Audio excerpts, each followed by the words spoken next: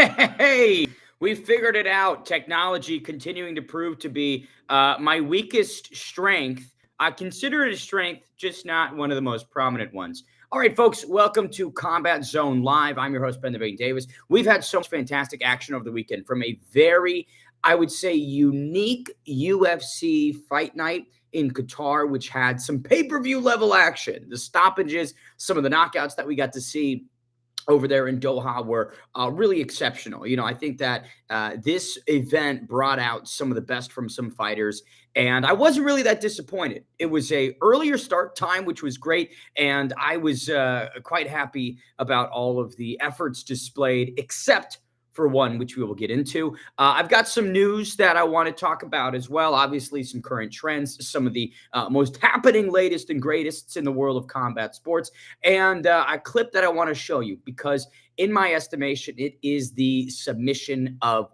the year. I don't think anything else is going to top this. I don't think I've seen anything as good as this. So, OKTAGON MMA might lay claim to the sub of the year. But okay, let's get into it. How do I share my screen? That is the big question that I've got, at least. Okay. Hopefully you guys can see this. Alrighty. So let's take it to the prelims, which I would say dropped the memorable, bar to kick things off in a matchup between Marek Buhilio. I didn't watch this one. Right. So pronunciation's not going to be there. And Denzel Freeman. Now, they didn't really seem to come alive at all in the Qatar event. 31 strikes for Merrick, 49 for Denzel. This was described as one of the worst fights of all time. This was described as 5 times as bad as Rose Namajunas and Carla Esparza 2. I saw people on the Twitter timeline saying that they would much rather watch Derek Lewis and Francis Ngannou instead of rewatch this action. So disappointing. Denzel Freeman gets the win. Good for him. Then we take it to Shamrock. So I spoke about this on last week's programming. I highlighted Shamrock. It seemed like he had a lot of, just a lot of juice coming into this debut opportunity. A lot of people were high on Shaquem, but he was a pretty sizable underdog. He was about plus 230. And if you're lined in that regard and you're this early on the prelims, to me, it just really doesn't speak too well for your chances. Now, given that he did outstrike Nurulo Aliyev overall, right, landed 14 more strikes, but ultimately fell on the scorecards. A lot of grappling affair here. Shamrock went 1 for 9. Nurulo went 1 for 5. Have an official submission attempt. So yeah, not the debut that Shamrock wanted, but listen, I'll say this. This is a guy who is still, I would say, a marketable star. This is a dude who has a lot of, I would say, fanfare in Europe, specifically the UK, London. So, you have a UFC London type show or a UFC Manchester or something in that region. Shamrock being on the card, I would say, has to occur. This is a guy who has a connection to the crowd and a serious fan base behind him. So despite the lackluster debut, I think that there is still marketability and a ceiling for Shamrock within the promotion. I mean, again, the guy's 12-2-1. It's not a record that would suggest his career is over and completely imploded. It's a tough debut, right? Shorter notice against an unbeaten opponent. And that's just kind of the risk that sometimes you have to take. How many fighters, let me ask you this, how many great fighters arrived in the UFC and lost their debut? I believe Murad Dvalishvili lost his debut. I think Eddie Alvarez lost his debut. I could be making those up completely, but I think from off my dome knowledge, those ring true. And look at the careers that they've gone on to build. So for Shamrock, I think that there is still such light at the end of the tunnel. And with the electricity that he has in his fan base, I just think it would be a missed opportunity to not try and build him up in a certain way. This might not have been the debut opponent that he needed or his fan base needed. But I think for the UFC, it's important that they don't waste what is right in front of them. And I get that, again, take a step back from UFC Qatar. They're not in the business of creating these huge superstars anymore. They don't want to build people's brands to a Conor McGregor level degree. I understand that completely. But for the UFC to waste Shamrock would be a shame. And I know that I haven't really spoken about Nurulo Aliyev, the guy who defeated Shamrock to a great extent. I've been really harping on the Shamrock train. So Aliyev, excellent victory, a very tough opponent in Shamrock, and staying unbeaten. That's fantastic. Again, I can't stop glazing. I can't stop glazing Shamrock. What am I doing? I simply don't know. Okay, let's keep the action rolling here and take us further through the prelims to what was our first big moment of the evening, right? We had two decisions. I think that the UFC Qatar crowd, they were hungry.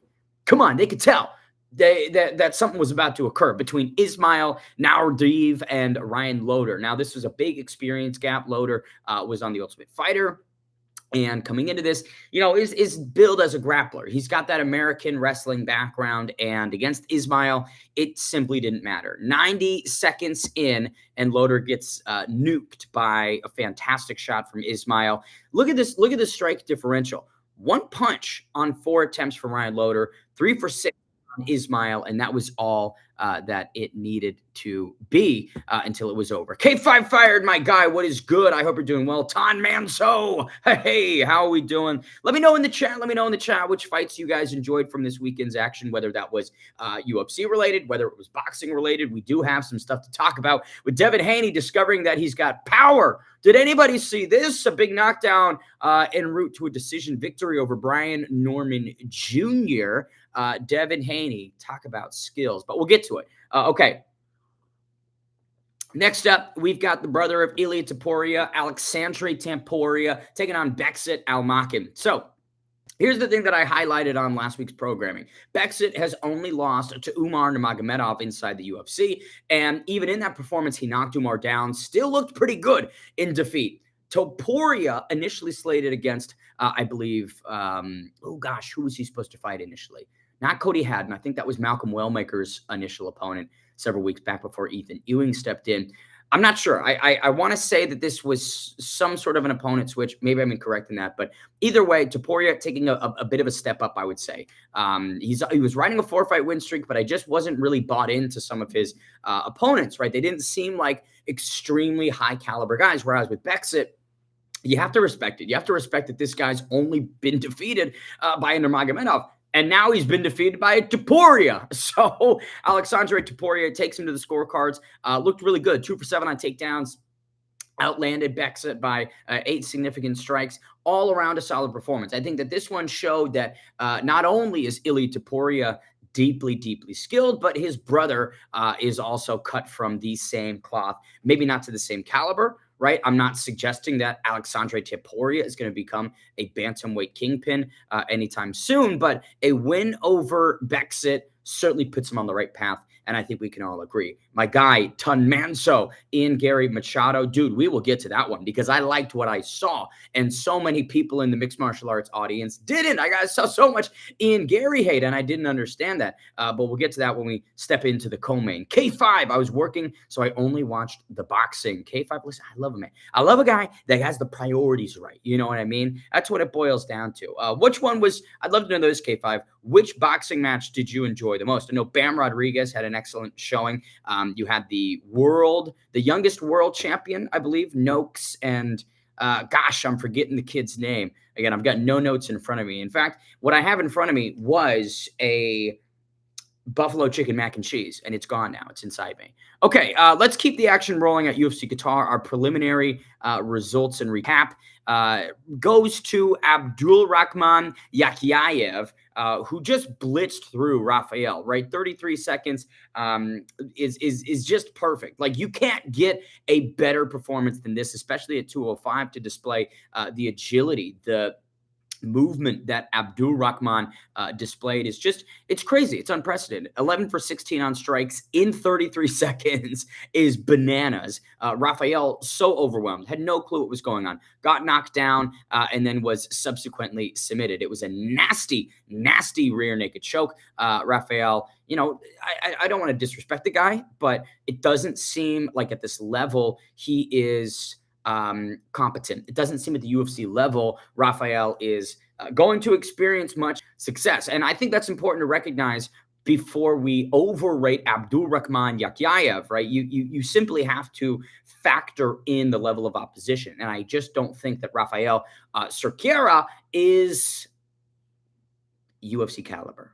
Is that crazy to say? Is that crazy to say? I'm sorry. I don't want to be disrespectful, but I just don't think that this guy is someone that's built for the big show. And I understand that 205 is thin. Guys, I get that 205 doesn't have anybody really, outside the top 15, 20 range. But for Abdul Rahman, that is exactly what you want to do, right? If you're presented with an opponent that is not supposed to be in the UFC, you treat them like that and you finish them in 33 seconds after knocking them down and choking them out. And talking about choking them out, let's progress to our next preliminary bout of the evening, which was in the 125-pound division. So this was initially, I think, on the main card, and then it was swapped for Kyoji Horiguchi and Tagir Ulanbekov, which I'm so excited to talk about with you guys. But Alex Perez gets subbed by Asu Almabayev in a comeback third round.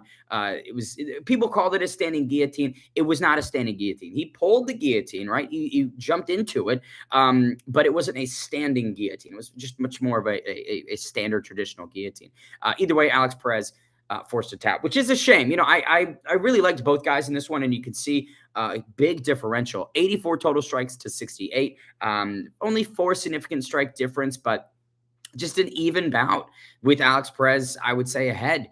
This was a good showing for him, someone who's taken on the best of the best, and it didn't work out for him, which sucks because I feel like that's kind of the result that Alex Perez oftentimes runs into. Now, you could look at his topology and you could see all of the canceled bouts that Alex Perez has experienced, and then the ones that do occur are against the toughest of the tough, right? Asu Almabayev, 23-3 overall. That's not an easy opponent.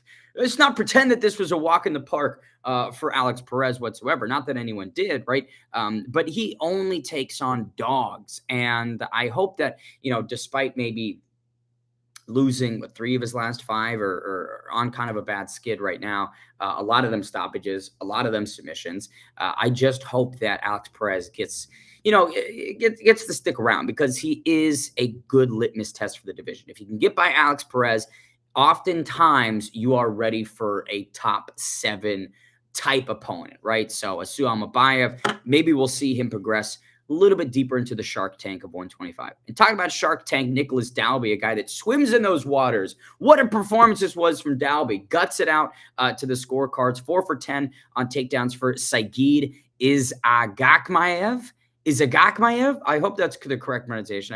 I was driving during this one. I missed this one as well. But a very, very gutsy effort from Nicholas Dalby, which is what we know and expect from him, right? The performance against Randy Brown, in which Nicholas walked into the pocket and gets shut off with a huge punch, that's typically not what occurs to Nicholas Dalby. Dalby's a guy that you just can't really put away all that easily, and he's going to stay in your face. He's going to push forward. He's going to be relentless. And I think Saigid just didn't have those answers late in the fight. This was a big opportunity for Saigid. It's kind of a guy who's from the region, and this is a big showing. He has the advantage in a lot of ways regionally. And Dalby says, fuck all that. I'm just going to charge through you and pepper you to death with these strikes and this British bone protecting me from any damage, right? And that's just what occurred. For a guy like Dalby, you do have to you got to push him back in some meaningful regard. And I don't think Saigid necessarily did that. And talking about pushing back in meaningful ways, Bogdan Grad and Luke Riley. Let's take it to our final prelim of the evening at UFC Qatar. This was an interesting fight. Now, I don't think I talked about Luke Riley too much, but, coming into this undefeated, hyped, very hyped prospect. And the first round wasn't good.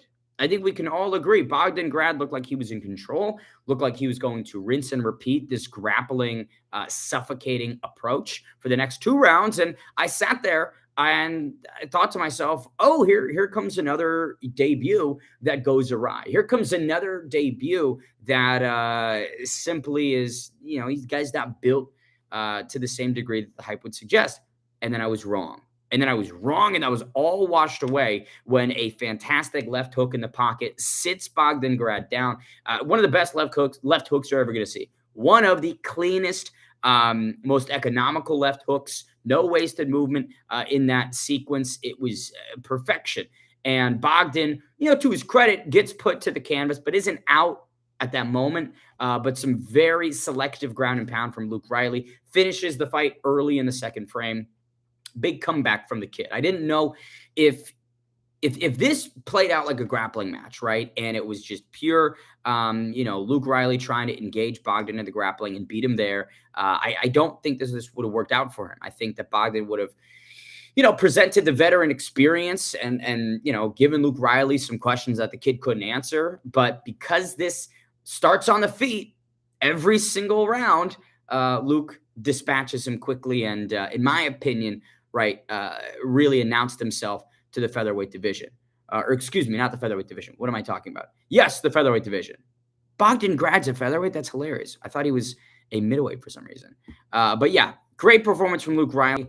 I'm impressed with him. I don't know where exactly the kid goes from here, but, you think about 145 and the amount of dogs that exist outside the top 15. I think that he could have 2 to 3 extremely fun performances. Morgan Cherie, Bill Algeo. I think that there's just opportunity, more so than maybe some other weight classes. I think featherweight offers a lot of unranked opportunity for Luke Riley to continue to build, continue to improve himself, and become a real threat. I think the kid could really be a problem at 145 pounds.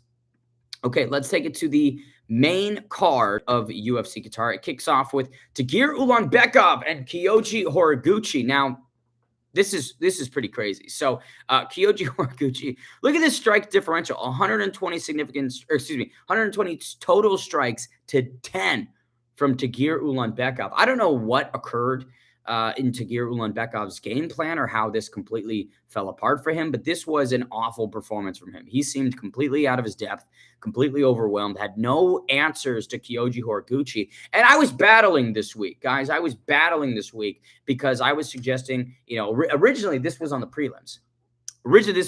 And I'm not going to take credit for it being put on the main card, but I did tweet out. If you saw, I did tweet out that a legend like Kyoji Horiguchi should not be buried on the prelims, should be on the main card. And this is exactly why. A guy in Tagir who is pretty respected, has beaten some competent foes at 125 and has a huge frame, right? Physically, he's just a problem for most people at that weight class. For Kyoji, did not matter whatsoever. Didn't matter whatsoever. Kept him honest with the leg kicks, then dominated him in the grappling and found this third round rear naked choke.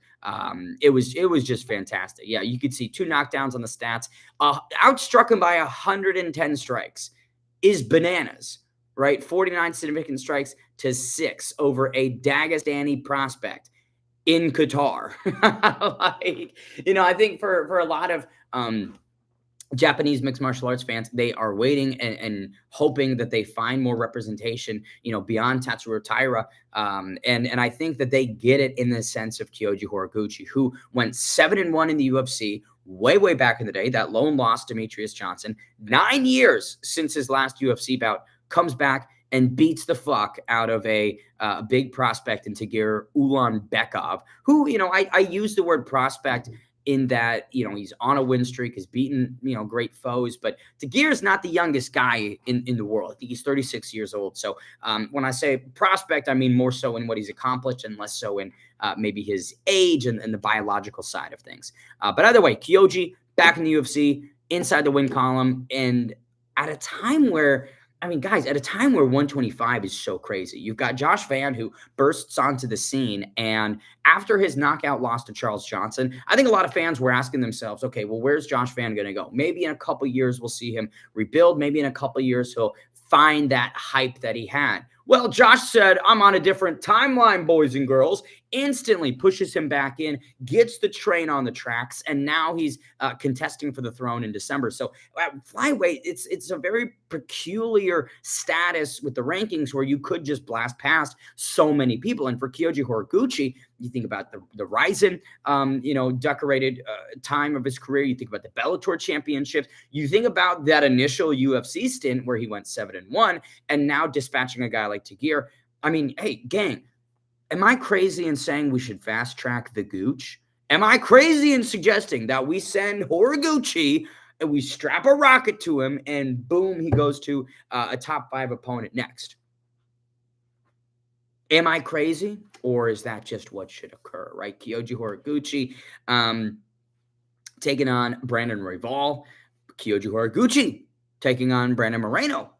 Kyoji Horiguchi taking on Tatsuro Taira in Japan. Boom! That's a fantastic one. I don't know if you'd want to put Japanese talent versus Japanese talent, given we don't have many on the roster at the moment, right? So you'd want them to maybe in parallel, in tandem, succeed. But man, that would be a super fight that I think a lot of people would sign up for. Okay, steady build. Hopefully, the UK needs an exciting featherweight now. Arnold Allen left for lightweight. What do you mean he left? What do you mean he left for lightweight? I didn't realize that he abandoned the featherweight division. That's crazy. Lerone still isn't exciting. One spinning elbow doesn't count. K5, you bring up a very good point. I also don't really, I don't love Lerone Murphy despite the amazing knockout that he just had. I think that a couple of his performances were just way too patient, way too calculated, and I would have appreciated this type of lethality that he displayed against Aaron Pico, against some of the other opponents that he's come up against. And talking about lethality, let's take it back to UFC Qatar for Waldo Cortez Acosta. Now, Shamil Gaziev, we love Shammy. We love Shamil Gaziev. This was just not his time. His fate was completely locked and loaded the moment that Waldo Cortez Acosta accepted this bout. Like 3 weeks ago, Waldo steps in against Ante D'Elia, who was a very, I would say, decorated fighter, especially somebody as a training partner of Tom Aspinall who got a big rub, who got so much hype. And after a weird sequence of, an eye poke and the fight being restarted, Waldo instantly killed him. It was like the moment that the fight restarted, Waldo launches a right hand, down goes D'Elia, and it was a great moment.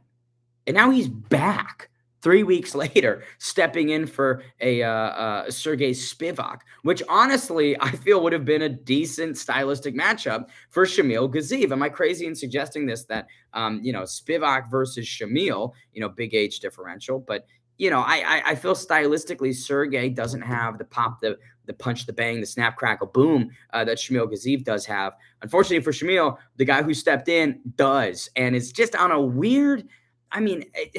Something's in the water for Waldo Cortez Acosta. This guy has been on a tear this year. In fact, I've got some supplementary info. This is from our good friend Mike Bane over on Twitter. Go give him a follow at Mike Bane. Waldo Cortez Acosta, 2 knockouts in just 21 days, 4-1 in 2025. Underrated Fighter of the Year candidate. Are we crazy in suggesting this? Are we crazy in suggesting Fighter of the Year? Waldo Cortez Acosta. And the one loss that he does have is to none other than Sergey Pavlovich, and what was a very odd fight. It kind of had shades of Ngannou versus Lewis. I thought that was a winnable fight for Waldo. I think that this version of Waldo, the guy that's knocking out Ante D'Elia and Shamil Gaziev, right? If he stepped in there with some of the aggression and ambition against a guy like Sergey Pavlovich, maybe that could have gone his way. Maybe he could have been 5-0, and maybe we could have already locked in WCA versus Tom Aspinall in the first quarter of 2026, assuming they don't just instantly rebook the Cyril Gane fight.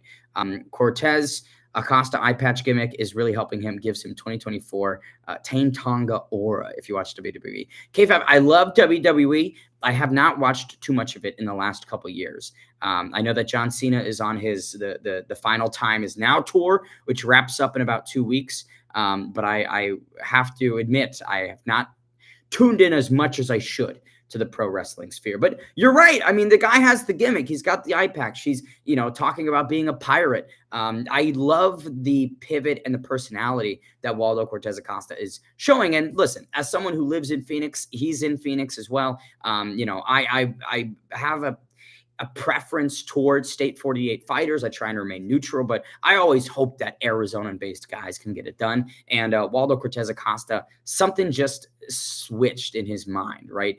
For a while, he was this risk-averse, point fighter-esque approach, does what needs to be done. We saw that against Robelis Despain, grappling his way to a decision victory, opting for the easiest route, the path of least resistance. Now, Aldo Cortez Acosta is happy to step into the fire a little bit. Doesn't seem as hesitant anymore, which is a development that I really enjoy. And to Mike Bond's point, when we think about Fighter of the Year, I don't think that he should be overlooked. I think that a nomination is at the very least warranted for Waldo Cortez Acosta. And talking about nomination, knockout of the year, I'm just kidding. But this was a very great knockout. So Jack Hermansson gets slept by Gregory Rodriguez not too long ago. It was a tough one at middleweight. If you saw that, you saw that there was one final death nail type punch from Rodriguez, which warranted, unwarranted, who can say? But Jack Hermansson, after that fight, says, I'm done at 185. These guys are too big. These guys are too strong. I'm going to head down to welterweight. And he meets Miktebek Orobai, who, is a guy who's drifted between 170, has drifted between 155. And I thought it was an interesting fight on paper, only in that Jack Hermansson, a perennial contender at 185 pounds, fought really, truly the who's who, and at times has pulled crazy performances out of his ass, right? You think about the Joe Pyfer fight where he teaches Pyfer a lesson and, gives him that veteran, I've still got it performance. And, I thought that could happen against Miktebek if Jack's, I would say, strength and physicality holds up, right? He's a really accomplished Swedish grappler. Unfortunately, it didn't matter. He got knocked out very quickly. Orobai, I would say, didn't have like the tightest or cleanest of striking. He was really throwing some wild overhands, blitzing in a little bit lazily. I don't think he respected Jack's stand-up whatsoever. That's what I'm trying to articulate. I don't think Miktebek Orobai had any respect for Jack's stand-up because he knew that when he did land, this type of reaction could occur. And it wasn't even like a flush shot, guys. It was like a glancing blow to the temple, this region of the skull, and it just shut Jack Hermansson off. Literally lights out. Nobody's home. Nobody's home. Jack Hermansson, gone. And for Miktebek Orobai, an excellent highlight for the reel. The guy has had stellar fights inside the UFC, memorable fights inside the UFC. You remember the Mateusz Rebecki performance, bloody, amazing fan-friendly style, and another one gets it done. It just, it's a shame for Jack Hermansson, who is always, he's always one of those guys who, when you see him on a card, you're not disappointed. At least that's been my takeaway with Jack Hermansson fights. And so for him to drop back-to-back performances, brutal knockout losses, at his age, you just start asking questions. You start thinking to yourself, is it maybe time? Is it maybe time? Because now Jack Hermansson's showing that he can't be competitive at middleweight, and now he can't be competitive at welterweight. I just don't know. I don't know is all I'm articulating. Retirement, that's where I lean. Acosta is missing the obligatory Derek Lewis test. I know, yeah, we forgot to give him the Derek Lewis layup performance. That would have, that was mandatory for so long against rising heavyweight contenders, right? Maybe we'll bring Derek back for that one. It's funny, isn't Derek Lewis on a win streak or something right now? Isn't Derek Lewis somehow on a, I know he beat Talashin Teixeira, the latest attempt, right, at giving him to a prospect. Yeah, he's back-to-back wins, Rodrigo Nascimento and Talashin Teixeira. Then honestly, he's I can erase the Jailton Almeida performance. We can just strike that from the record. So technically, he is on a 3-fight win streak with that flying knee over Marcos Rogerio de Lima. What an odd career. I remember, it's funny. Now that you bring up Derek Lewis, I remember watching his title fight November 3rd, 2018, when I was at Arizona State University. It was, I don't even know where the hell I was, but I'd made like 4 or 5 of my friends watch it. And I remember telling them that, oh, Derek Lewis is like this crazy power puncher. He's got, so many knockouts, like anything can happen. And then Daniel just beat the fuck out of him. It annoyed me. I was like, Derek, please don't make me look like a dummy. Okay, talking about dummy, let's take it to this next fight of the evening, which features probably, I don't want to be disrespectful, but Alonzo Menifield has got to be one of the worst fighters I have seen in quite some time. Now, light heavyweight, like we spoke about earlier on today's programming, is thin. It's a thin division. I'm not acting like it's deep.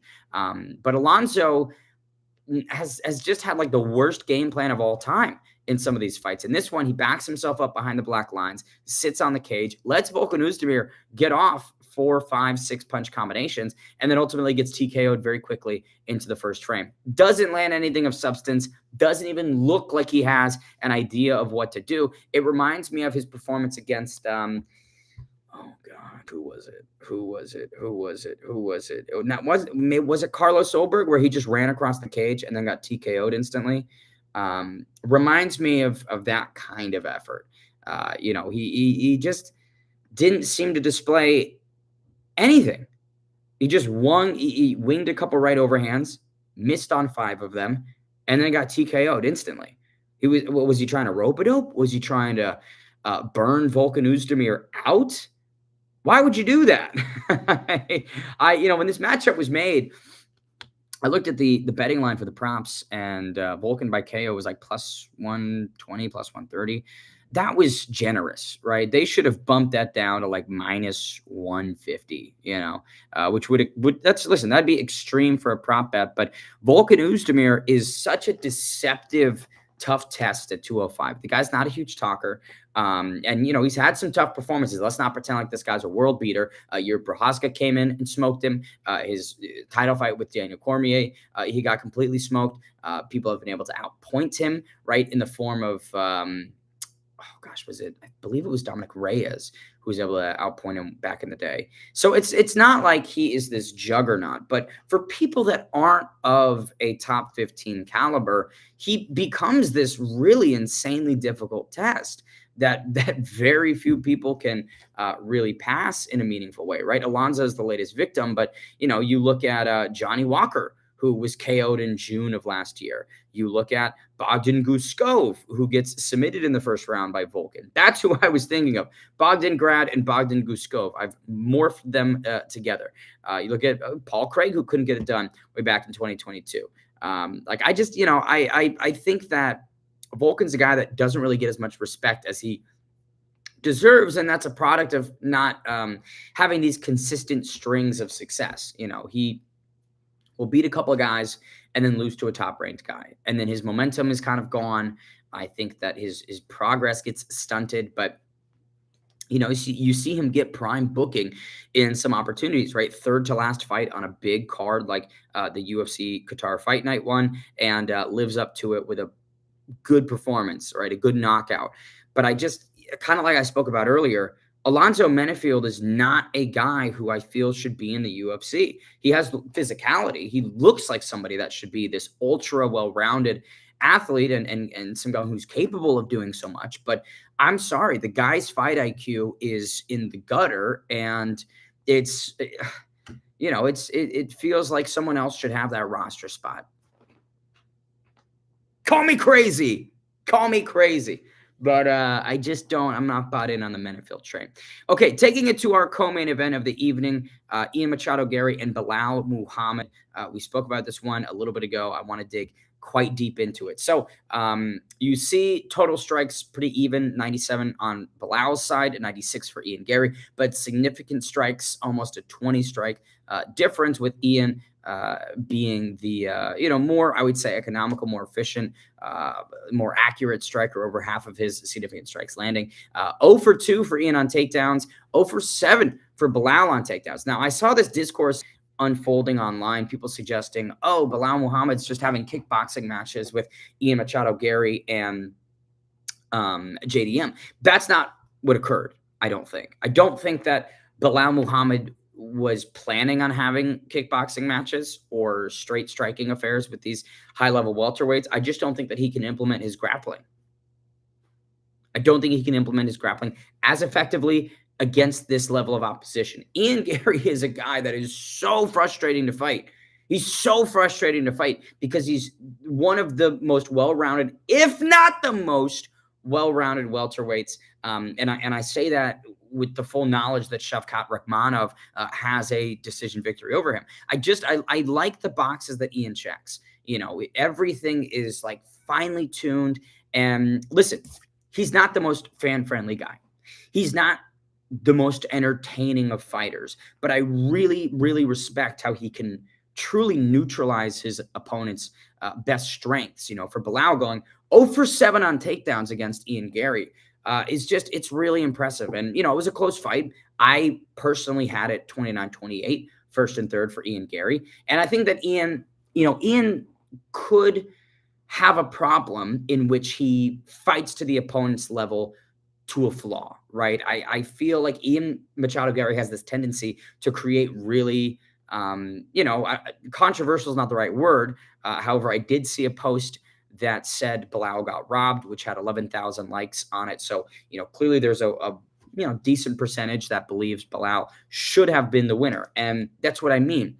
Ian Gary shouldn't be having these close performances.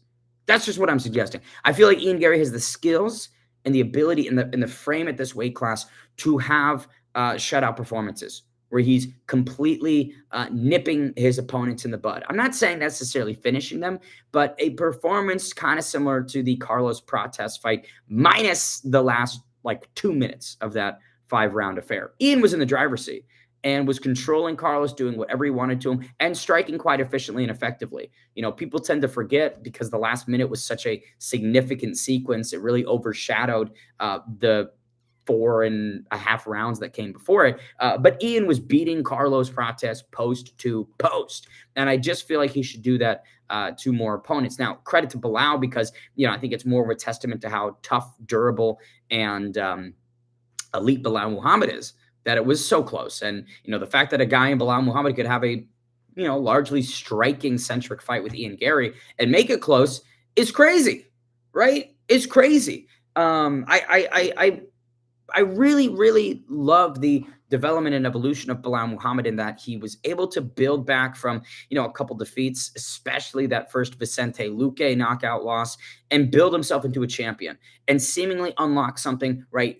Click the gears in motion, bring the striking along to where his grappling was, and just become a really impressive fighter and a problem to solve at 170. Not many people can really beat Bilal Muhammad in a very clean way. He makes it dirty. He makes it gritty. And, JDM had, the best performance against him. And that was a good shutout from JDM. But in that fight, despite eating shot after shot, Bilal Muhammad continued to just jump into the pocket, continue to try and win. And there's that ambition that Bilal has, to take adversity in stride and not let it deter him in any meaningful way, that I just have to respect, right? As a fan of the sport, you just have to respect the guy on Bilal who, maybe is trying to subsidize a technical skill gap with heart and championship spirit. That's what I see when I watch Bilal Muhammad fight. Unfortunately for him, Ian Machado Gary is just the new wave, the next gen. He is the guy. This was his 10th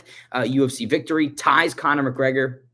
I think Conor's got 10, Ian's got 10. So for Irish mixed martial arts, big win, even though I think Ian's more British. Ian's more like Brazilian these days.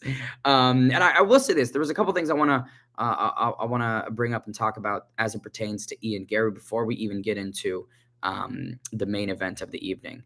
Actually, okay, here's a couple other things. All right, let me take us back to Kyoji Horiguchi for just a moment, if you guys will entertain me. One of the coldest photos of all time. Look at this. One of the most lethal picks ever. Kyoji strutting it off to gear, unable to even get back to the feet. Ice in the veins. Ice in the veins for the Gooch. And I forgot to mention this. I failed to mention this when we spoke about his fight, but post-fight interviews, Kyoji lands it. Right? Where is Pantoja? He's my teammate, but it doesn't matter. I will beat your ass, Kyoji Horiguchi. Now, I think that's hilarious. I think that is perfect. Listen, I get it if you're training partners. I get it if you're friends. But in this era of the UFC, it's much more important to be open to all types of competitors. And fighting your friends is beneficial for a couple ways, right? You both make money. You both are familiar with each other's style. So it should be a pretty entertaining fight. Unless you just keep getting washed by them in the gym, then you probably will avoid trying to take it. But for Kyoji, to say, look, I get we're stablemates. It doesn't matter. I want the belt. You have it. Inherently, that's going to It's going to cause a conflict here. And it doesn't hold up the division. And K5 Fired, you bring this up, Marab and Aljo at 135. It just stalls things out. It kills the momentum. It creates like a champion and then a champion before the champion that beats everybody else. So we don't even really get fun, intriguing, compelling matchups, right? Deserving contenders. They get snuffed out by the pre-champ champ, who's a stablemate that doesn't want to fight the actual champ. And you're kind of seeing that with Tom Aspinall and Ante D'Elia. Granted, Ante just got washed away by Waldo, so crisis averted. But Tom said something similar where he said, Ante's rising through the ranks. When he gets up here, I will vacate the belt and move on, which was one of the dumber things a fighter has said in quite some time. Dana White made it known that it was a very displeasing comment to hear. And I agree with Dana on this one. Fuck off. Like you're in the UFC. These are the best in the world. Sorry that it happens to be your buddy who is damn good and on a win streak and deserving of a crack at the number one spot, which you currently have. And I think I can speak on this much more than most people because I went and fought a buddy of mine in BKFC, bare knuckle boxing, the most badass, most bloodthirsty type sport in the world. Fought a friend of mine.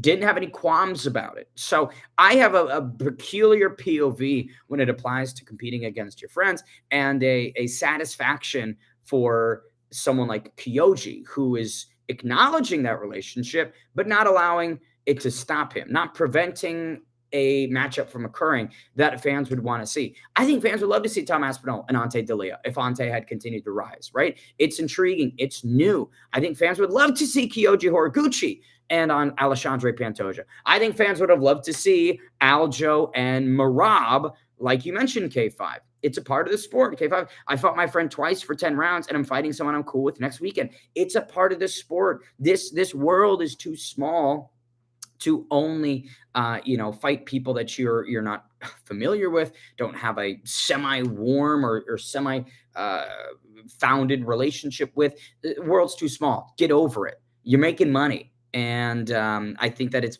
honestly, here's my thought. I would much rather fight someone that I'm cool with, have a relationship with, than someone that I dislike.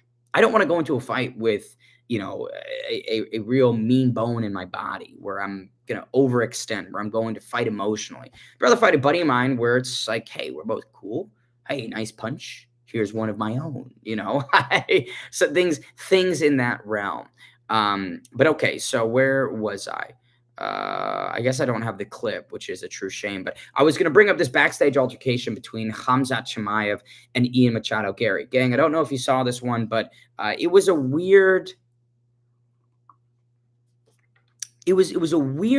backstage moment. And effectively, I'll describe it for you. Ian, walks over to Khamzat. They have a brief, exchange. It seemed positive. This is what I don't get. It seemed positive. It didn't seem like Ian and Khamzat were arguing or really going back and forth. And then a security guard steps in and Ian, to the security guard says, hey, I'm not going to fight. Like, we're cool.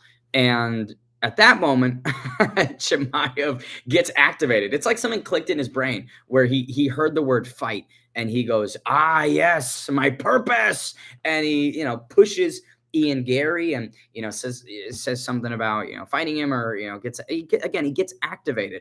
And I just don't understand that. K5, was it more of a cultural difference or was it just ego? It's a fantastic question because I don't know. I sit with this question. I rest with this question. Don't have an answer for you because it doesn't make sense to me, right? I don't think that Ian Gary was being particularly aggressive towards Khamzat Chimaev. I believe that it was some sort of a misunderstanding that was really unfortunate. I think it could have been a cool moment to have some respect from the UFC middleweight champion to a potential, title contender in Ian Machado Gary at welterweight. I just didn't need to occur. It didn't need to occur. It wasn't interesting for me to see Ian and Khamzat having a backstage altercation in that regard. And Ian hops on a microphone and he says it's little dick energy. It's, whatever, small man syndrome, which I don't know if I'm going to go that far, right? Again, I'd kind of defer and give Khamzat the benefit of the doubt. Maybe it was just some sort of a cultural language barrier difference. Who knows? I'm not sure if he was trying to big man on Ian Gary. I could absolutely see a world in which Khamzat just, read the wrong signal. And these guys are fighters. These guys aren't diplomats. These guys aren't politicians. They aren't at times the most intelligent of people. Not saying Ian, Gary, and Chimaev aren't educated, right? But I think they default towards aggression much more than the average person. And that was displayed in the backstage altercation where things went from 0 to 99 and we needed security to get involved, which again, I think is just dumb. And Ian Gary does point something out in which it was overshadowing Hamzat Chimaev's, friend's victory. Chimaev, of course, was there supporting some of the stablemates and some of the training partners that they all share. And, I think that Ian is correct in that, it's a bit disrespectful when your friend is having, the best night of their life, a huge monumental victory, and you decide to interrupt that and insert yourself into that evening in a negative manner. And for Chimaev, it's just not a great look overall. Now, especially, I maybe this isn't fair to even say, but especially coming off of the performance he just had, having these types of altercations and mismanagement of your behavior outside of the cage leaves a little bit to be desired. That's all I think I can say on that. Okay. Arman Tsarukyan and Dan Hooker. Let me take you to the stats real quickly to tell the tale of what was a one-sided fight. So Arman Tsarukyan, 69 total strikes to Dan's 17. 2 for 4 on takedowns for Arman. Gets a submission attempt in the second round. And, it's a head and arm. It's very, very traditional choke, and Dan Hooker just couldn't defend it. Didn't even really try. Look, I'm gonna establish this right away. I have such admiration, respect, positive feelings towards Dan Hooker, but this was a confusing performance in a lot of ways. I get that he was a massive underdog. I get that we've seen Dan fight some grappling specialists before, and he gets blitzed through Islam Makhachev, and I didn't have high expectations for his performance. I firmly believed that Arman was going to win, albeit a little bit later in the fight and after a bit more resistance from Dan Hooker. What I'm so perplexed by is Dan's insistence on not one, but 2 separate occasions to jump the guillotine, which instead of being some sort of deterrent to Arman's grappling, gives Arman Tsarukyan exactly the positioning he wants. It puts Dan on his back, and Arman had zero issue getting out of those guillotine attempts. Like, what are we doing, Dan? The whole goal is to avoid the canvas, to avoid grappling with this guy. And you're throwing up guillotines? What are we doing? I can't imagine that this was something that Dan Hooker's team prepped.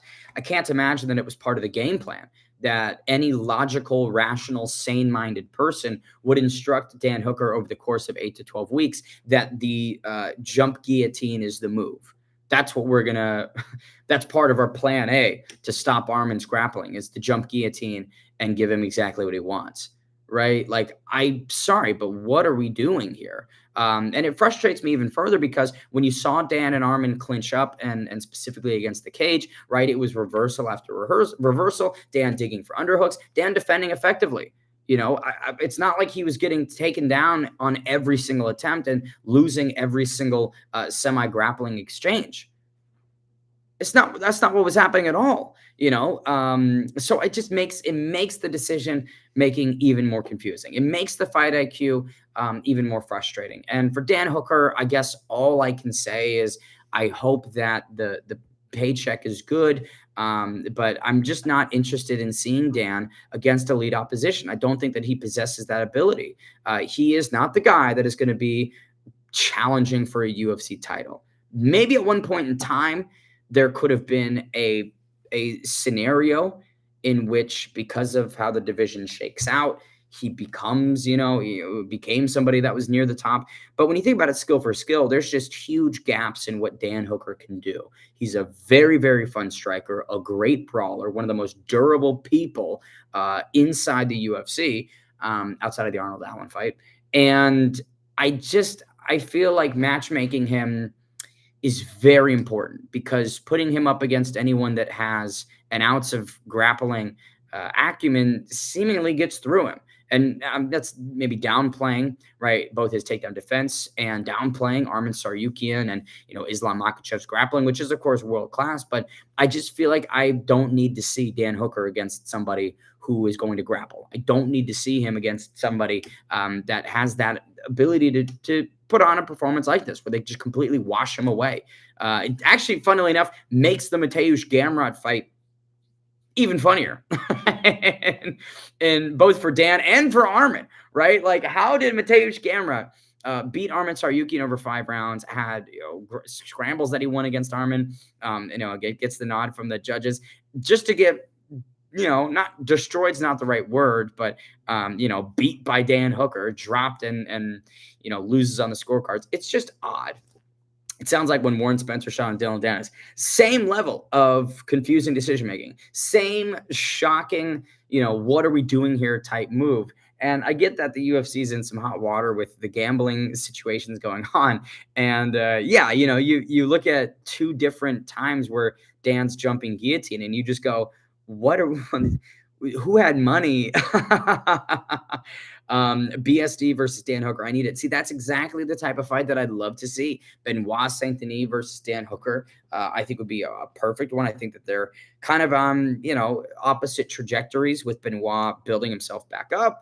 And Dan Hooker, again, needing to find the place in the division where he belongs. I'm not saying he should be outside the top 15. And I truthfully don't think that he would be beaten by the people on the way down to be ejected from the rankings.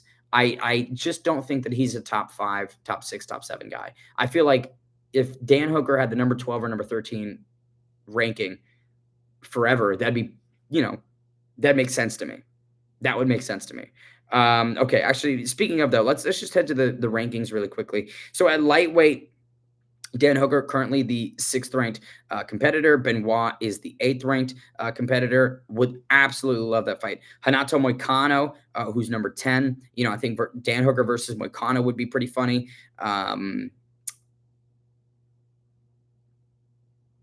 Yeah, I mean, that's it. Looking at it, there's really not. I mean, Rafael Fiziev is there at number 9. But I don't think there's anything else. Honestly, Paddy Pimblett versus Dan Hooker is a fight that I would really enjoy. I don't think that it's going to occur. I think that obviously Paddy Pimblett is being groomed to be a title challenger at the moment. That seems to be ongoing, but like a fight between Paddy and Dan, I think would be great. I think that Paddy could pull that submission out. But when you think about it, like it's kind of the opponent that Paddy would need, I would say, to establish a bit more legitimacy inside the rankings. Because if you look at Paddy Pimblett's career, let me just yank it up really quick so I'm not misquoting. He's fought some guys that are just on crazy losing streaks.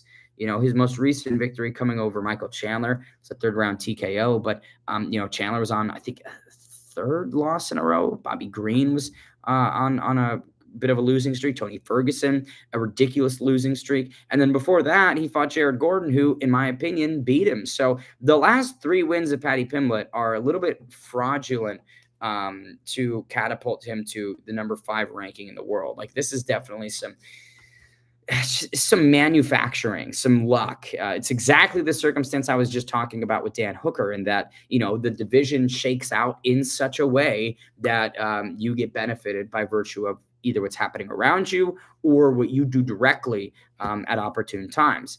I'll share this really quickly. So here's round 1 and then round 2, just the damage differential. Arman literally does not look like he took any damage whatsoever. That is Dan Hooker's blood. That is not Arman Saryukian's. Maybe some sweat, right? The hair's not as polished.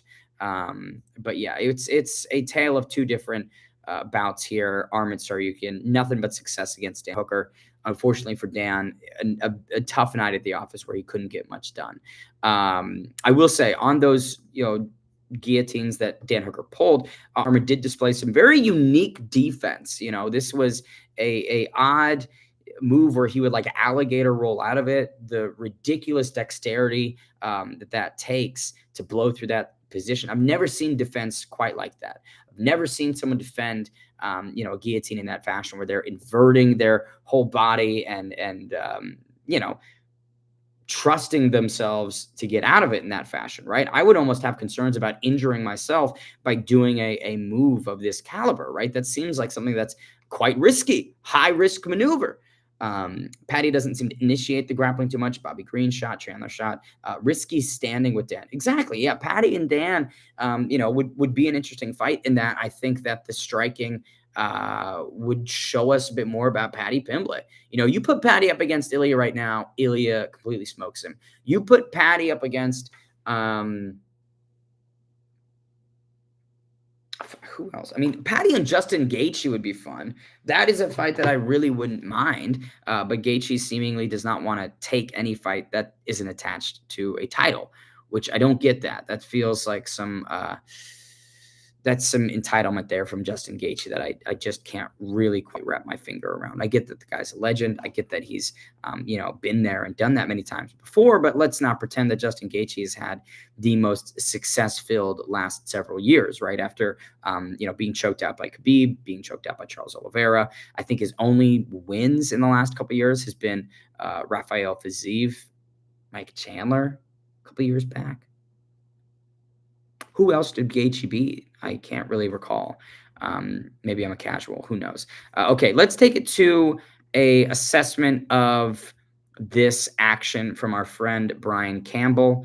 Make sure you follow him on all platforms. Twitter, he is B Campbell. Okay, let's see what Brian has to say.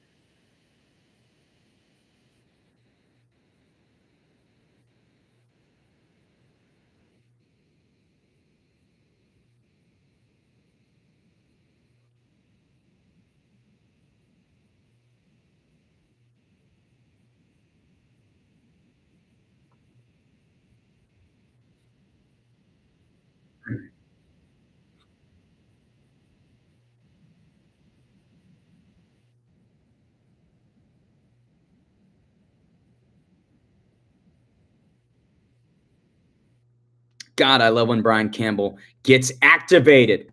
No better in the biz. I agree with that to a large extent. It's kind of the flip side of the coin that we were speaking about with both Dan Hooker and now Paddy Pimblett. This circumstance of the division, the shakeout, it can be good, but it can also be bad. Arman Saryukin has been burned a couple times, and by either direct actions of his own, blowing his back out for some reason, a couple days before his title fight with Islam Makhachev. What are we doing, Arman? What are we doing? I see him in the warm-ups on his head, and he's doing that thing where he's like walking his body around. Stop that. Stop it right now. There's got to be better neck exercises. There's got to be better neck exercises that don't introduce you to such risk, Arman Saryukian. But I agree in a large way. I know that K5, I think Arman's shadow banned from title shots, especially with the headbutt on Friday. You mentioned this earlier. I will reiterate it. Yeah. So he goes for a headbutt at the ceremonial weigh-ins against Dan Hooker, which was such an ill-advised, odd move. I just can't quite understand why. You have a stylistic layup, I would say, and not really much bad blood. It's not like Dan Hooker and Arman Saryukian were verbally trading and had such beef. So to do that little headbutt maneuver is weird. I don't have much more to say beyond it's weird. And given how he did kind of ruin a pay-per-view opportunity last year, it just begs the question of the intelligence, right? The not even fight IQ, just general IQ. What are we doing, Armin Saryukin? But like Brian Campbell mentioned, I think that the only logical matchup is Ilia Topuria and Armin Saryukin. If we're doing best versus the best, if we're being honest with ourselves, and we're doing best versus best, then Ilya versus Armin has to occur, unless you have a world in which I don't think you could do Makhachev Topuria in any meaningful regard. Ilya going up, Islam coming back down. I don't think that would work out, especially where welterweight is. Welterweight is red hot. Welterweight is red hot. You don't want to ruin that division's momentum. But at lightweight, you could give it to Patty. It'd be weird. It would be very, very weird too. But I think you should give it to Arman Saryukian. The question is, do you want Ilya to knock out Patty first card of the year on Paramount Plus and then delay Arman until, a bit later? Maybe you can put Arman Saryukian, on one of these international cards where it's in the Middle East, and you could get an insane site fee for a title fight. You could probably bump up, a couple million on the site fee side. So, it's just, I think the question becomes commercially, like what business interest would influence the matchmaking here rather than the merit and the best versus best. I just think that that's important to mention because that's clearly how a lot of the decision making gets made. Okay, I'm winding down here, K5. I appreciate you so much, my friend, for sticking alongside me for this second installment of Combat Zone Live. We are getting the kinks out. Obviously, I'm on the road. I'm here in Long Beach, California. I just commentated the IBJJF Crown, third year of this major event for IBJJF, all on Flow Grappling. Was a ton of fun. Okay, last thing that I want to mention on UFC Qatar was the inclusion of this fucking moron. So I'm sorry, and I'm not speaking about Umar Nurmagomedov. I'm talking about this little creature. I despise Hezbollah. Everything about him frustrates me. His success confounds me. He brings no value. He is quite literally a decoration that people just keep putting in the background of certain events, acting as if it's a massive value add that brings intention, converts any meaningful value. He adds nothing. There is quite literally nothing that Hezbollah has ever offered in terms of actual value. He is just a prop that is continually utilized by the UFC and other entities as a vehicle to push. So I don't even know what they're pushing. I don't even know what the UFC gets out of implanting him into all of these events. It annoys the hell out of me. Let alone the fact that he constantly gets treated like this cute baby. But again, I must mention and bring up and reiterate for the umpteenth time, he's 23 years old. He's 23. I am 3 years older than Hezbollah. 3 years older than Hezbollah. Yeah, he constantly gets treated like he's this 3-year-old baby, and it just I don't know. Maybe I'm getting overly annoyed. I am getting overly annoyed. I just hate him. And I get that hate's a strong word. I understand that hate's a strong word, but I do. It boggles me that they're acting as if he is this huge star that deserves to be elevated to this same platform and pushed to this same degree as other VIPs, other special guests, other actual, talented people, right? The guy's only talent is that he looks like a baby. Are you kidding me? Okay, so let's take it to our good friends over at OKTAGON MMA. I want to play this full clip for you. I hope that they don't I actually didn't even think about this. I hope they don't copyright strike us because that would be some BS from our friends at OKTAGON MMA. And I will be on the phone with them shortly after if they do this. So this was one of the greatest submissions I've ever seen. Certainly the submission of the year. I'm going to play the clip in its entirety and then we'll unpack it and talk about it.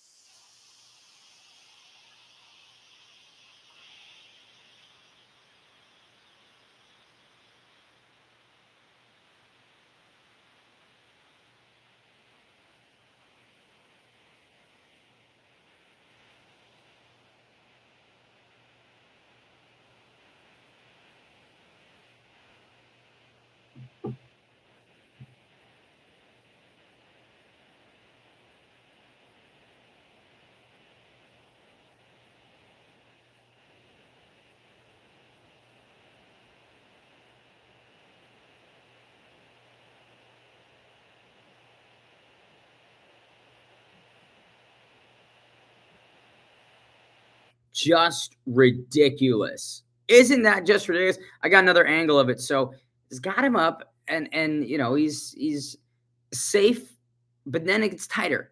Then it gets tighter. Then we're switching. Then we're grappling. Then we're jockeying. And then boom, too tight, has to tap. Buckles over, taps, and it's over. It is just unreal. I know that everyone wants to talk about the Toby Imada and Jorge Masvidal inverted triangle, but this one to me is so much more impressive because he's elevated the entire time. He's elevated the entire time.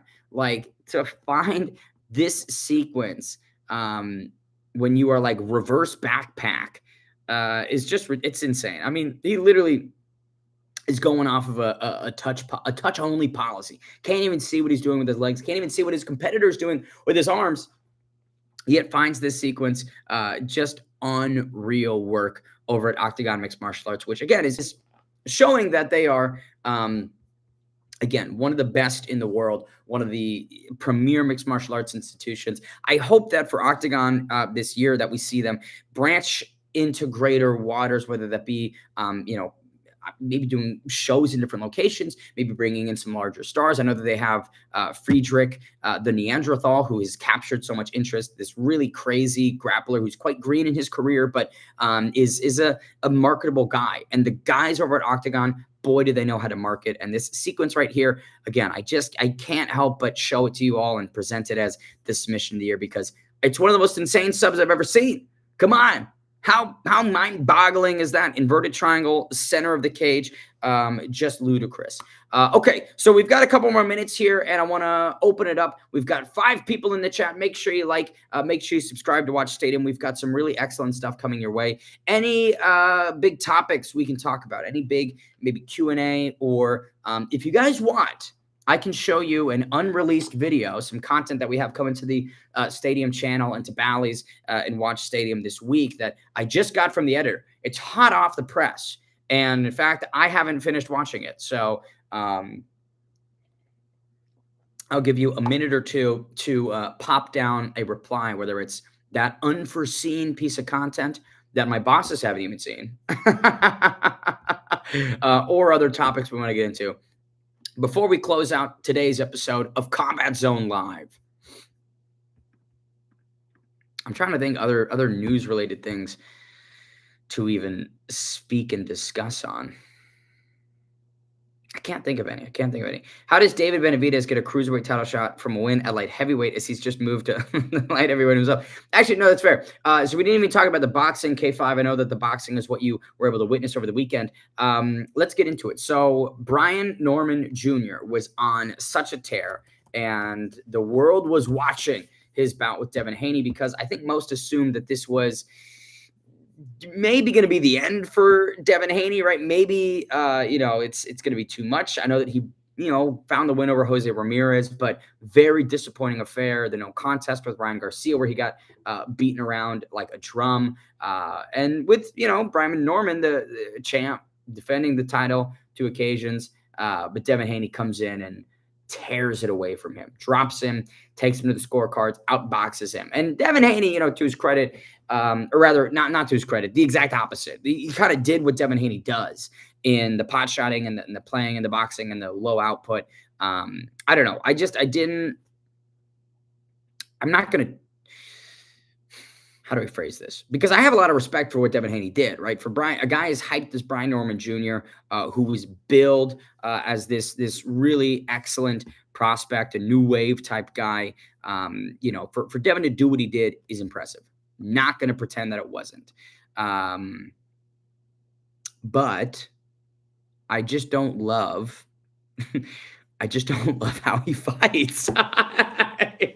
I'm sorry. I don't want to be incredibly disrespectful, and I wish I had a better way of phrasing it. I just don't know if I love how Devin Haney fights. He gets in there and is going to tactically find his way to a low output decision victory that you just are not going to watch again. I'll watch the clip of that beautiful knockdown, because it was a fantastic knockdown from Devin Haney, who seems to have some power at 147 that he didn't at other, steps and stages of his career. You think about the differential between this version where he weighed in at 147 versus the 143s, the times where he's at 140, even the days where he's weighing in at 134.9. He just did not have this type of pop, boom, bang in his shots. And so respect there. But yeah, I do think he didn't look overly different. He could have, as Norman out there in the first 5 and let Norman back in the fight. That was seemingly what a lot of people felt as well. Like Devin could have shut the door on a couple things. And, because of how he fights, gives Brian Norman Jr. such real estate to battle back and make it more competitive than it needed to be, right? Isn't that the thought process here? It doesn't need to be this competitive, Devin. If you're dropping him this poorly, why not have an ounce of the aggression, ambition to get in there and stop him and make a further statement? Abdullah Mason and Sam Noakes. This was the fight that really found so much I would say fanfare online. Sam Noakes plus 300, decent underdog comes in here. I think a lot of people assumed that Abdullah was going to put on a massive beating. It was a back and forth war. I was quite happy with how things played out, in the sense that it was a good fight. Abdullah Mason didn't win that fight. I stand on it. Oh, wow. K5 with some heat there. I don't know. I think that I'm willing to say that the right man won. I'll side with Abdullah Mason for this one, but I'll have to give it a rewatch and see. Bam Rodriguez, right, with a huge counter left hook in the 10th, takes out Martinez, right? Fernando Martinez, 18-1, first loss, I believe, of the pro career, and it comes by way of crushing stoppage. That was a beautiful shot from Bam Rodriguez, who is quietly becoming easily a Hall of Famer, potentially an all-time great, right? That's the conversation that he's inserting himself into. It's just a shame that flyweight doesn't receive the same attention, right? Flyweight, the lower weight classes, they just aren't seen in the same scale as, the heavyweights, the baddest man on the planet. The talks of Bam versus Naoya Inoue at the end of 2026 is salivating. God, it's a beautiful fight. That's a beautiful fight. And that's the type of matchup that, would completely demolish exactly what I was just saying, right? A Naoya Inoue and a Bam Rodriguez has so much attraction and is so marketable and is going to be an entertaining scrap that I don't think anyone could walk away from that and have this stigmatization of the lower weight classes. All right, main event real quick. David Benavidez blasts through Anthony Yarde. Pretty disappointing effort from Anthony Yarde. The beast from the East just didn't have pop in the shots, had built himself back over the course of the last 2 years. But like Artur Beterbiev did, David Benavidez finds the stop around sooner than his former foe. And he just looked good while doing it. There was nothing really that Yarde brought that troubled Benavidez. David seemed good. And, like you mentioned, K5, he just got there at a light heavyweight, right? Why would he get a cruiserweight shot? But with boxing, it's about markets. It's about marketability. And, David Benavidez seemingly is viewed as a guy from a lot of these commercial entities that has a big market that's worthy of bending these types of rules. So I don't know. We'll see what occurs. It's wild that he is only 28 years young. That's pretty bananas. But I think that will round us out here on Combat Zone Live. Truly appreciate you, K5 Fired, for being the main man and engaging, interacting, and bringing the conversation to such amazing heights. Hopefully, I will see you next weekend. We have another pretty interesting UFC event, UFC 323. It's the final pay-per-view of the year. We will be live on Sunday, December 7th. I'm not sure the time yet, but make sure you mark your calendars. Merab Dvalishvili, Piotr Jan 2. Has Piotr addressed the grappling weaknesses? We'll see. And can Josh Van create this Cinderella story and find a victory over the long-time flyweight kingpin, Alexandre Pantoja? I've been your host, Ben the Bane Davis. For all of our troops at Watch Stadium, this has been Combat Zone Live. We will see you in the next one.